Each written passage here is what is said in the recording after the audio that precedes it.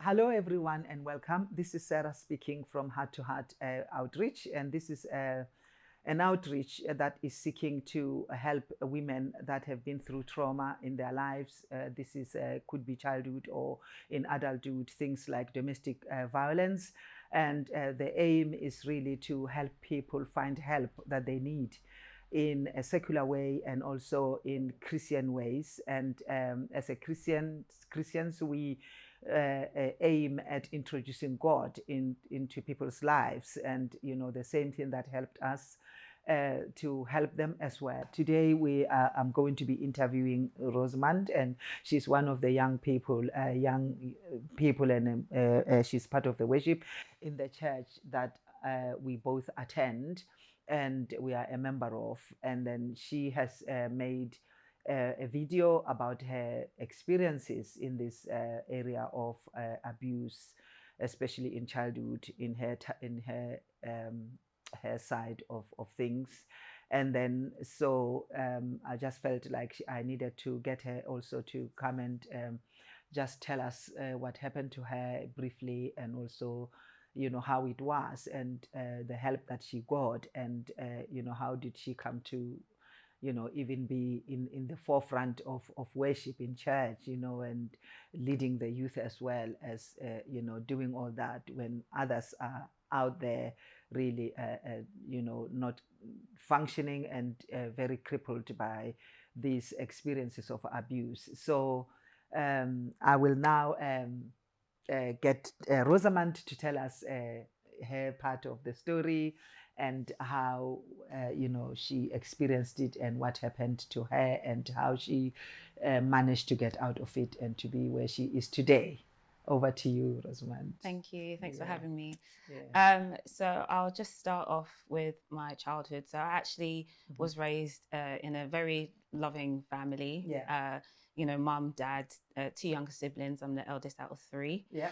And they're still together until this day. They've been married for 31 years at this point. Yeah. Which you thank God for. So my upbringing was very good. They're both Christians. We're born again Christians. So we had that upbringing of knowing who God was, and everything. And it was nice. There wasn't any problems in that aspect in terms of how they would raise me and my siblings, or I didn't experience any kind of trauma or any problems with them as a unit, should I say. So for me, in terms of my beginning, my start, it was actually very good. It was very good. You hear some stories how they start off living with single parents or things like. Well, mine was actually the opposite. I grew up in a very, very loving and Christian, God-filled household. My father is a pastor as well. Wow. And we attended a church when we used to live in another part of London, in which his friend was pastor. I believe he was the pastor of the church at that time. Okay. So I actually had a very good life. Yeah. Very good childhood. Yeah. Unfortunately, at the age of 7, I had encountered molestation. Yeah. By the son of my parents' family friend. Okay. And it wasn't a one-time occasion, unfortunately. It happened a number of times. It was quite, I wouldn't say traumatic, it was very close to rape. It didn't lead to rape, but it might as well have been from what I can remember. Yeah. And it, like I said, it happened a number of times, in various places in the church, in their house and things like that. And I remember having just these experiences and thinking, what is this? Like, what is going on? During that time, I didn't actually tell my parents because he had told me not to tell anybody. And for me, the kind of person I am, and I think I still am to an extent today, is that if someone tells me not to do something or to do something, I will do it. As I mentioned, I'm the eldest in my family, so I don't have any older siblings or anything like that. So if someone you know, who I see as my older brother or whatever, you know, advises me, that kind of thing, I'll kind of lean into it very easily. So because he told me not to say anything, I didn't. And so this happened a few times, and it kind of just randomly stopped, actually. I think we moved home, and from moving home, we actually moved church eventually. Okay. My parents are still friends with his parents, and neither side had no clue what was going on, and I just kept it that way. And over the years, I didn't see him or his siblings for a long time. So it started off there. In growing up, I had some weight issues. I was quite big for my age. So that also played a part in my insecurity, which I didn't actually realize I had. And so during my teenage years, I lost a lot of weight because I got into sports very quickly and things like that. And then, you know, just kind of trying to find myself. I was very quiet. I was a very timid girl. And I didn't understand why at the time. I had buried the whole experience of being molested to the point where I actually forgot. So growing up, I didn't realize how much it affected my personality, how much it affected my self-esteem, and how it affected my relationships with boys, or relationships with friends, with family, and things like that. So I carried that on into my my adolescence. You know, I was not necessarily in and out of guys, but I just really craved attention from boys, and you know, almost the typical you know, feelings that adolescents and teenagers like myself would have experienced at the time. At that time also, I was still at church.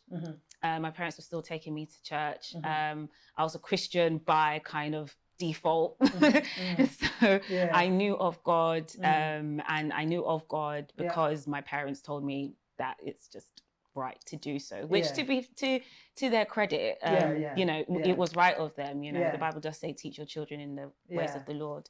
So I was kind of in and out, like, you know, in church, but then I was living a completely different life when it wasn't Sunday kind of thing. And that was going on for years. So fast forward into university, you know, for me, it was like a little bit of freedom, like, hey, I'm not home, whatever, and things like that. And then I started getting into like heavy partying and drinking and more guys and just more guys, and still living a double life. You know, part of me still wanted to know God, or should I say kind of want to be on my best behavior for God because of the ideologies of God that I had.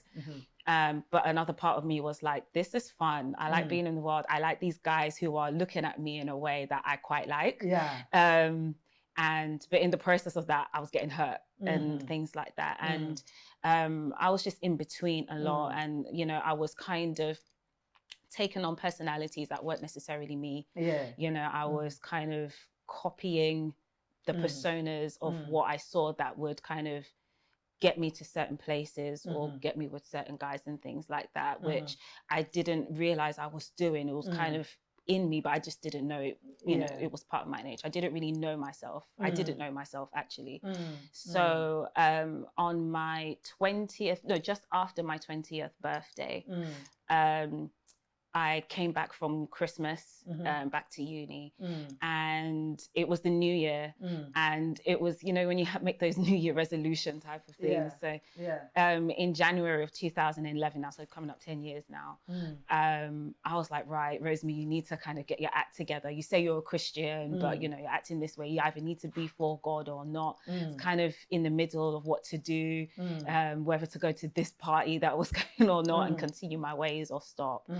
And a friend of mine who had given his life to Christ not long before, he has sent around this email, which was basically telling a story about these young people who are on fire for God, and then just one day they decided to go out for a picnic, I think. And then the Lord basically took all of them up to heaven to show them heaven and show them how Now, growing up, I'd actually read a few of these stories. I've heard a bit about these stories. So it wasn't anything like new to me. So part of me was a bit apprehensive to listen, to read it, because I already knew like what was going to happen. But something grabbed my attention. I'm not sure whether it was because they were young people like myself, but I read the whole thing. And then right then and there, I felt convicted, and I gave my life to the Lord completely by myself in my uni room. Wow. And from then, I've just been on the journey with the Lord. So so since then, I've just been kind of praying. I'd finally found a church that I was going to, and just asking God to help me to know him for myself, as opposed to knowing the God that my parents had taught me. And it was in the very, very early, actually, in that journey, that's when God started to unravel things about me that I had hidden. And that's when he brought up to me the abuse. And at this point, it had been 13 years since that had happened to me. And at first it was a shock, because I was like, why now? I'd almost forgotten in a way. But then it kept the memories and the flashbacks, all of a sudden, they were coming back quite severely. And it was such a horrible time. It was such a horrible time. But when I look back on it now, I realized that God had to bring it up back into my face, because he wanted me to deal with it. He wanted me to heal from it, and he wanted me to move on from it, because he knew that I am not the person that he had called me to be. And so now that I had given my life to Christ, he's like, right now we need to be on this journey of healing. So that's when the whole kind of process of being healed from that, and even accepting the fact that it happened to me started. At that point, I still didn't tell anybody. I was too scared. I didn't know who to tell. I was like, there's no way I'm telling my parents. One, because it's been way too long. And two, they're not going to believe me in all of these things. But I was just like really embarrassed. Like, why would this happen to me? And I had so many questions going back and forth in my mind. And I remember going to a youth encounter with this knowledge now in my heart, and I remember God had actually revealed it to somebody that this had happened to me, and that was the very first time I had actually spoken about it to somebody. And they had encouraged me to go and forgive the person. So I did, but I didn't really know what it meant at the time. So the journey and the process continued of healing and allowing all the emotions to come out, and just allowing God to do an amazing work in me. So that all happened, and then that took a process, I would say, up until I finished university. So I finished university, and I'm in the real world now and whatnot. And I'm still continuing this life with the Lord, and it's been an interesting journey thus far, but it's been great nonetheless. And then, so in 2014, I was getting ready to get married, and we were having the traditional wedding first. I remember it was that whole process was stressful as well. Like, weddings just generally are just always a big deal, especially in African culture. I remember, I think it was about 2 weeks before the traditional wedding, my dad had come to tell me that one of his pastor friends, is coming to basically officiate the traditional wedding and marry my then fiance together. And I said, who is it? And he told me who it was. And the person who was coming to marry was actually the father of the person who abused me. And I completely flipped out. Like, I didn't flip out in front of my father. Like, when he left, I couldn't. I don't know what happened, but it's like everything that I thought I had been healed from just suddenly just came back. I was shaking, I was crying, I was panicking. And at that time I was sharing a room with my sister, and my younger sister. So she was like, Rosemond, what's going on? Like, and I was just like, oh my gosh, I did. And eventually I calmed down and I told her. And that was the first time I'd told a family member. So my sister was the first person I told. She was in complete shock. I was in shock at the fact that this is happening, but I was more in shock at the fact that I had revealed this to my younger sister. And I had felt guilty that I had, let my guard down to my younger sister, because I had this ideology that me being the eldest, me being the big sister, I had to kind of be strong, I can't show myself weak, I'm the kind of the stepping mother figure if my mother's not around kind of thing. And to kind of reveal that happened to me was like, oh my God, I've just let my sister down here. And so my sister was like, no, we have to tell Dad. So we called my dad and we called my parents, both of them in actually, my mum as well. And I told them that very night, and it was like, a bomb had gone off, like a silent bomb. It was, I can't put into words how everybody was feeling that day. But I just remember my dad being so silent, like in shock. And my dad's quite a quiet man anyway. And I can't remember what he said, but it was just it was a very heartbreaking moment, basically. So, after about a few days, we had decided to basically call the family together. So just my parents and his parents and a few of the other family friends who I wasn't actually expecting to come.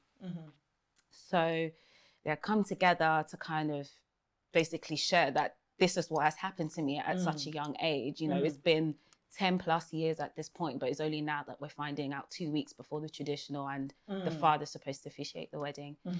And so it was quite a short discussion. And at that time, I wasn't really expecting them to bring the abuser and kind of tell him off, because at this point, he's also a grown man, you know, and I don't know what I still don't know what he's doing. I had all these questions. Well, even if he did come, you know, what is he going to say? Is he going to say that he didn't? Is he going to call me a liar? Will he even remember? Like all these questions. So in a way, I'm glad that he wasn't there. But at the same time, I wasn't expecting them to like punish him or do anything. But I didn't know what I was expecting. But at the same time, the solution that came out of it was quite disappointing. It was almost like, you know, Rosemond, it's been so long now, just let it go.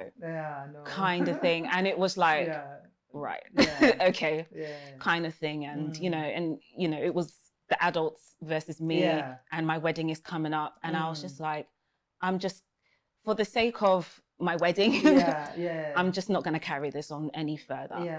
But at that point, God had already done quite a work in me, so it was easier for me to let it go. But I had told my parents, I had told the family at this point, so at least they know. So we continued with the wedding, and things like that. And even in marriage, the healing process continued. It continued. I would say within the first 2-3 years of my marriage, it was still continuing. There were still days where I was completely broken, and I was completely upset. I was completely like switched on if I heard rape or abuse, or if I watched something and, you know, they're getting abused, and I'm just like, I can't do it.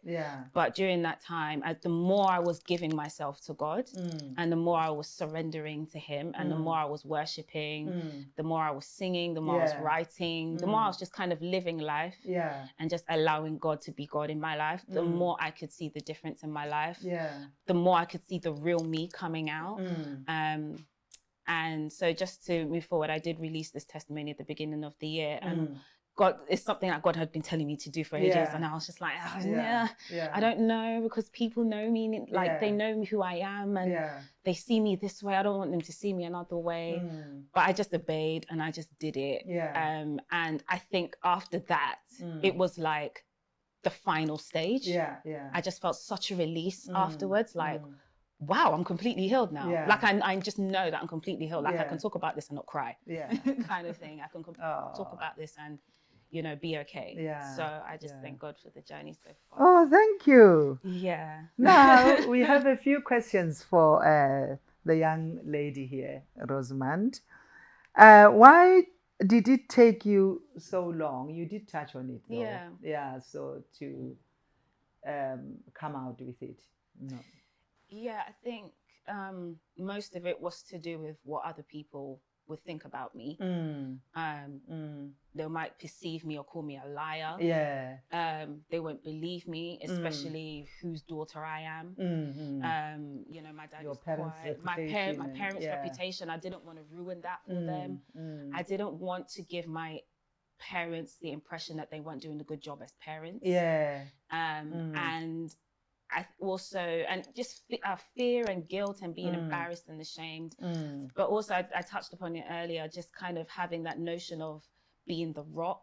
Yeah. Which I gave it my own term, like the first child syndrome. Yeah. So it's like being the eldest, you know, there's that notion there's an expectation to like look after everyone and be strong, you know, not show any weakness, you know. I don't know if this is a general thing or maybe it's just me, but there was that as well. I didn't want to let my guard down kind of thing. So that's why it took so long. Okay. And then also, could it have been because the perpetrator told you not to tell anybody? Yeah. That could have contributed as well. That definitely did, because that's very typical of perpetrators. They tend to say to the victim, "This is our little secret," and also they threaten that if you told anybody, nobody would believe you. Or sometimes they can say, if you told anybody, I'm going to harm your parents, or I'm going to do this, and you know, there's a whole lot of things why people don't, especially children, why they don't tell. There's a whole lot of things that the perpetrator is saying to them that makes them not tell. Especially in young children, they tend to say, "I will kill your mom," and then the child believes that, and they think, if I told my mom, tomorrow she will be dead, and then who's going to take care of me? So she would rather keep the secret. So sometimes we need to understand why people don't really come out with these things. There are genuine reasons why. So the next question is, what advice can you give to young people or children who are currently being abused or have been abused? The advice I would give is to just try to find, even if it's just one person you can trust to tell, then do so. That person doesn't necessarily have to have gone through the same experience as you, but it's very vital to tell somebody. If I could kind of go back in time, I really wish that I had opened up and said something much earlier, because then I wouldn't have had to hold it throughout my whole adolescence and into my early adulthood. So if you are being abused, or you have had that experience, just find someone that you can completely be honest with. I would actually encourage to tell parents as well, not to be afraid to tell parents as well, no matter how they react. They're your guardian, you know, and you know, and they will be able to help you the best way that they can, if anything. But definitely speak to someone. Yeah, it's not easy, but I think the schools, I mean, in the West, obviously, you know, these things are happening in schools. Teachers are much more aware of these issues, and they do teach children to speak out. I'm not quite sure in churches, though, whether these children are being encouraged and what to look out for, because in Rosemond as case, it was not penetration. There was no penetration whatsoever, but it was molestation, and you know, it happens. The effect is the same as penetration. The effects are the same. Anything that makes a child think an adult thing done to them, it doesn't have to be penetration. It affects them the same way. If the person exposes themselves to a child without touching the child, that is just as traumatic as that person actually raping the child. So there are things that adult can do. Sometimes adult can ask the child to touch their private parts. You know, they are not doing anything to the child, but they want the child to touch them. So that is as traumatic as, you know, actually sleeping with the child. So children needs to be told these things, that they are not normal. It's not normal for an adult to ask you to do these things. So this is something that, you know, we need to look out for, especially in churches as well. Because in Rosemond's case, it happened in church, and in my case as well, it happened in church. It was an elder that exposed himself over a period of 5 years to me, you know, and I didn't have a platform to tell anybody, especially because I wasn't living with my parents. I was living with my aunt that I didn't have a relationship with that much. So I couldn't even tell her what the elder was doing.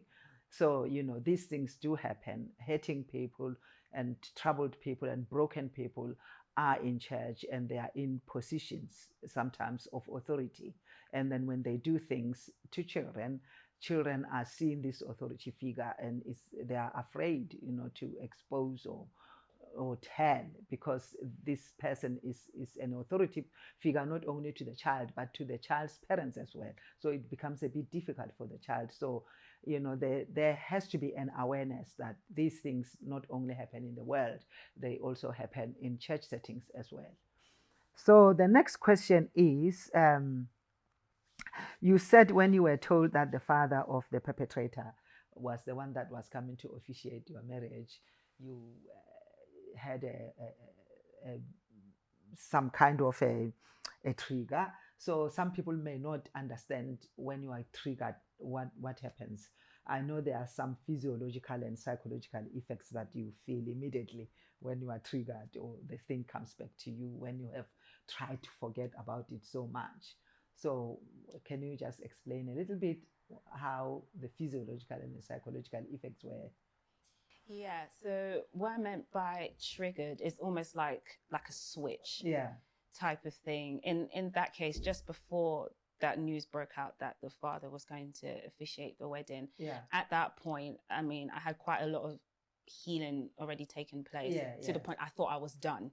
So I thought I was completely healed. So for me, I was already cool and relaxed. So when that news came to me, it was like something just all of a sudden switched on again to say that no, there's still some work to do here. And so how that came out, for me, it came out very extreme. For me anyway. So I was shaking, I was panicking, I was borderline breathless. I was just everything and anything was just going through my mind, like, oh my God, is the perpetrator going to be there? Does the father know? Nobody knows. Nobody knows. I can't have this. My fiance is going to be so angry because obviously my fiance knew what had happened. Well, my husband now, fiance then, knew what had happened to me at the time, and I told him, and he's getting angry as well, so which wasn't helping. So it was just the notion of just all these images and flashbacks and questions. You are reliving it all again, and it was having a physical effect on me. Like I said, I was crying. I was just panicking. I was shaking. I was just beside myself. Basically. So you were getting symptoms of PTSD. Because people who have gone through traumatic experiences, they do have develop PTSD. I mean, every illness, whether physical or mental, it goes in degrees. Some people will get it in lesser degrees, some people in higher degrees, depending on what age it happened and how extreme it was. And some people experience more extreme abuse, some people mild, some people, so it depends. But then the symptoms that Rosemond explained are as symptoms of PTSD. So, and she had buried this thing in the subconscious. So it wasn't gone. It was just buried in the subconscious, waiting for an accident to happen. So most of the time when things happen in childhood, when we get to a certain age, we forget. It's like it leaves the surface, but it is there. It's not gone. And that's the reason why treatment is needed. And so people can get a proper healing. She did get some healing from the church and everything else, but that didn't go as deep as the subconscious. So the subconscious still had that thing. And also we need to know that the church thing was just a one-day thing or a weekend thing. But then healing in this regard, healing of trauma, it can take months, it can take years. It's not a one-day thing. It's not a one weekend thing. So people need to understand that it takes time for somebody to, you walk into your healing. You start from day one and then you walk every day, you get healed. And it depends on how long it takes people. It can take 10 years of healing sometimes. It doesn't go in one day. So people must just be aware that when somebody has gone through such things, they are not going to be healed in one day. Or I counseled you, you are supposed to be well. Or we prayed for you, you are supposed to be well. No, it takes time. It's a journey. So just so we all know, and then if we know that we are helping someone who has gone through those things, then we have that knowledge with us to help them. Did you find that you struggled with intimacy, found that you struggled with trust, especially towards men. Yeah, I definitely did struggle with intimacy. I was kind of going in and out of a few relationships. Before marriage, I just felt like there was something that was trying to finish, like trying to almost like finishing the work of the perpetrator in a way. I definitely saw God as an authoritarian. Yeah. Yes, he is powerful. Yes, he is. You know, he's the king and everything. But he's also a loving father as well. And I've experienced and encountered his love so many times. In terms of forgiveness, I struggled. I really did struggle to forgive the perpetrator. I struggled to forgive myself for putting myself in situations. And I think for me, when I got my breakthrough that I had actually forgiven him is when I actually released blessings into his life.